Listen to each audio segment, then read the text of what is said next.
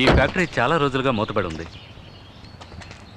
దీన్ని మళ్ళీ ఓపెన్ చేస్తే మీరు ఇంకో బిజినెస్ గురించి ఆలోచించాల్సిన అవసరం ఉండదు. మీకు అర్థమయ్యేలా చెప్తాను. అంజలి తండ్రి చావుకి నాకు తిరువురు నాయుడుకి మధ్య ఉన్న పగే కారణం. అందువల్ల నా ఆస్తిలో సగభాగం అంజలి పేరున రాయాలని నిర్ణయించుకున్నాను.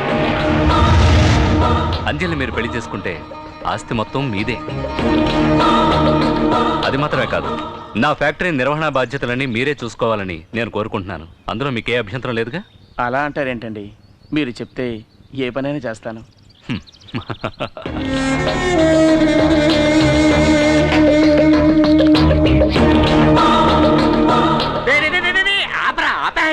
ఏమండే సైకిల్ అయితే నేను అసలే వాయుపుత్రం చూసి టెన్షన్ ఉంటే నువ్వు ఒకటి వెళ్ళా. నమస్కారం అయ్య గారు. ఏమయ్యా బాగున్నావా? ఏవయ్యా శిష్యుడు వచ్చినట్టు నీకు ఇప్పుడే తెలిసిందా? వస్తాడని తెలుసు, ఇంత తొందరగా వస్తాడని తెలియదండి.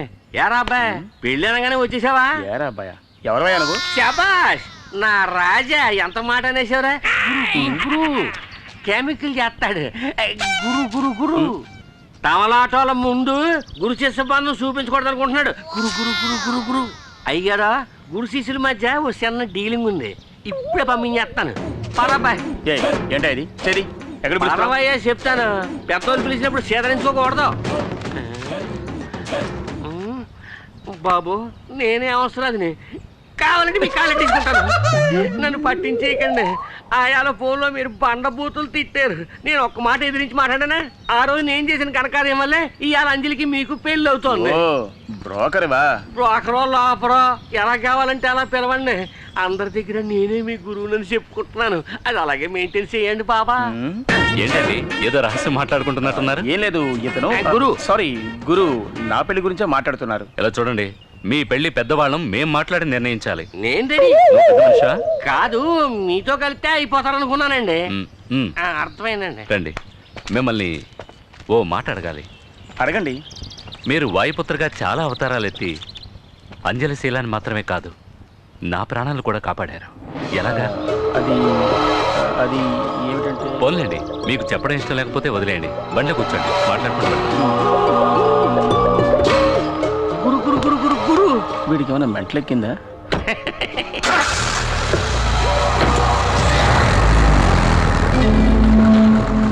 యారా జడలు బర్రి, మూర్తే వాయుపుత్రను ఈడెవడం మధ్యలో చుట్టారం కాదు. నేను ఇప్పుడు అదే చెప్తున్నా. మూర్తే వాయుపుత్ర, వాడి ఫ్రెండ్ బాల. వీడెందుకు వాయుపుత్రలో నటిస్తున్నాడో అర్థం కావట్లేదు. అన్నయ్య, ఈశ్వర ప్రసాద్ ఈ బాల అనే వాయుపుత్రని నమ్మేశాడు. బాలాయుడు వాడు ఈశ్వర ప్రసాద్ కారులో వెళ్ళడం నేను కళ్ళారా చూశాను. వాడు ఇక్కడికి ఎందుకు వచ్చాడు? అది అర్థం కావట్లేదు. అదొక్కటే కాదు, ఈ ఊరంతా బాలాయే వాయుపుత్రాన్ని నమ్ముతోంది. వాడితో మాట్లాడాలి. చచ్చింది గొర్రె.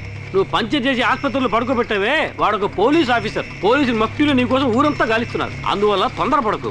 ఎలాగూ బాలా నీకోసం వెతుక్కుంటూ వస్తాడు.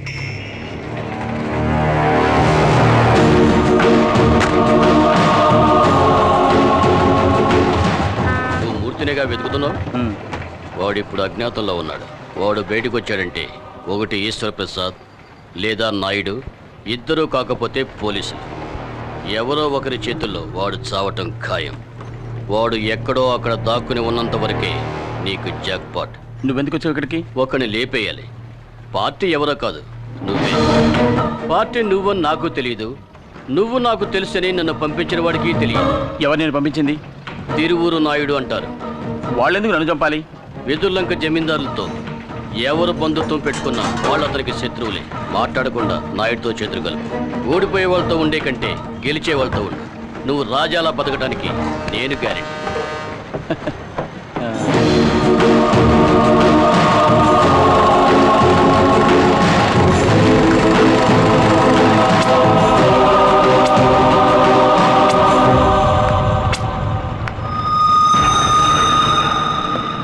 ఈశ్వర ప్రసాద్ చెప్పింది వింటే నువ్వు వాడికో బినామీలా డమ్మీ పీస్ అయిపోతావు. అర్థం కాలా? ఆయన ఆస్తికి నువ్వు లెక్కలు రాసే గుమాస్తా అవుతావు. ఈ నాయుడు చెప్పినట్టు వింటే ఆ ఆస్తి అంతటికి నువ్వే యజమాని. మనలో మనం అండర్స్టాండింగ్ వస్తే కోర్టులో జరిగే కేసులని వాపస్ తీసుకొని మూసేసిన ఫ్యాక్టరీలన్నీ మళ్ళీ ఓపెన్ చేసేద్దాం. ఊరికే కదయ్యా, పార్ట్నర్షిప్ లోనే. ఈ తిరువురు నాయుడు నువ్వు పార్ట్నర్స్ అయిపోవచ్చు. 50-50. నాయుడు లాంటి మంచి వాళ్ళతో ఉంటే నువ్వు ఎంతైనా సంపాదించవచ్చు.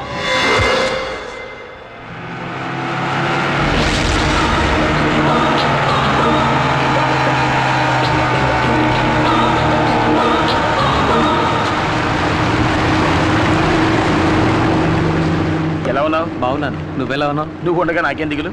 నిన్ను వెతుక్కుంటూ నువ్వు ఉన్న చోటుకి వెళ్ళాను, అక్కడ లేవన్నారు. తిన్నగా వెతుకుంటూ ఇక్కడికి వచ్చేసాను. మూర్తి, నువ్వు ఇక్కడ వేసిన స్కెచ్కి కోట్ల కుమ్మరిస్తుంది. ఇప్పుడు మనం తిరువూరు నాయుడు పక్షాన ఉన్నామనుకో, ఆ వెదుర్లంక జమీందార్ ఆస్తంతా మనకే.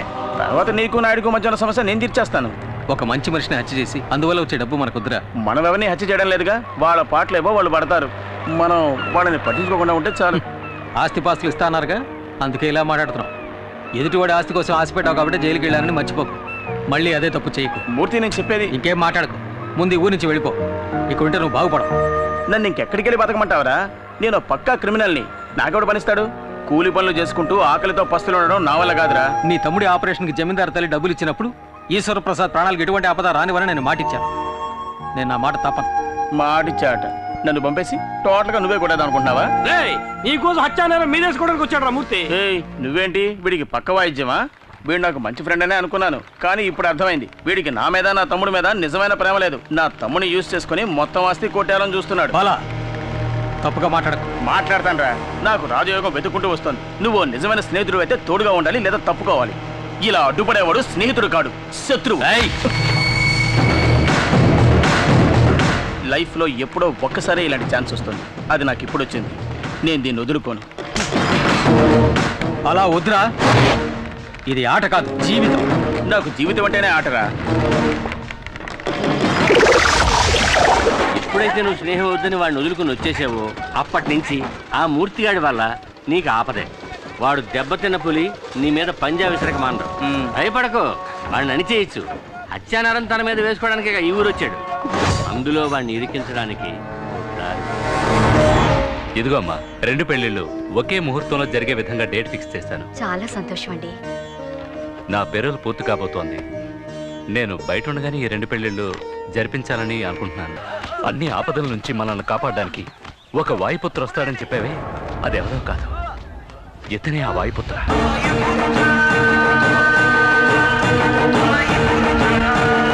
థ్యాంక్స్ వాయుపుత్ర. శివరాఖరికి తమరే వాయిపోతారండి. మొదటి నుంచి నేనే. అయ్యయ్యో, ఇది నాకు తెలియక నువ్వు నా శిష్యుడు అని, నీకు కాటా కుస్తీ నేర్పినోని నేనేనని నోటికొచ్చినట్టు సొల్లువాగుడు వాగేసానబ్బో. అది మాత్రమేనా? ఇంకా చాలా ఉన్నాయి.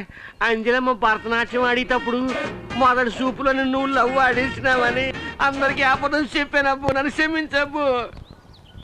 నువ్వు అబద్ధం చెప్పలేదు, నిజమే చెప్పావు. తను భరతనాట్యం ఆడుతున్నప్పుడు నేను చూశాను.